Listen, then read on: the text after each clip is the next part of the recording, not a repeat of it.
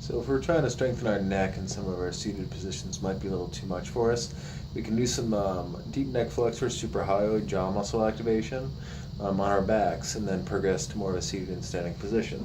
So for this guy, we're going to have our resting jaw position, which is going to be the lips closed, with the teeth slightly apart. And we can either do the tongue pushing the roof of the mouth, or sometimes we broaden out the tongue and make it what we call a fat tongue. So when we do that, we want to feel these muscles here kind of pump up.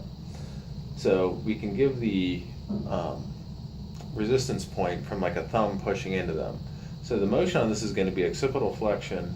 There's going to be activation of the deep neck flexors, which is going to be just kind of like a gentle nod down. So we can do a little bit of an active nod down against the resistance. We can also push up a little bit with the arm, almost like I'd be pushing my head back like this. I'm going to resist it. Just starting out with probably a 5-second hold, something like that, and then progressing upwards. Eventually we'd go like 10 reps at 10 seconds. So it'd be like a little pressure up. It's a nice solid hold. We want to feel the muscles working here deep in the neck. We don't want to feel too much activity through this SCM on the side. We definitely don't want to feel too much tension in the back of the neck here, or really any at all.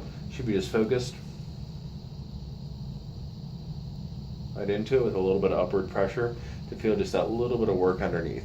We'll work out the sets and reps on this, and then eventually we'll advance to the seated videos we have on there, and then eventually we'll probably get onto a TRX as like the full spectrum of the progression. So once again, we don't want to get too much tension along the SCM and in the base of the neck. We want to feel the activation kind of deep in the neck, almost like behind the windpipe, and make sure we really maintain that resting jaw position, because we want to make sure we're not putting too much of an upward jam on the jaw. We want to make sure we're getting that extra facilitation from the lower jaw into the deep neck flexor to help give us a little more resistance. Thanks a lot. Have a great day.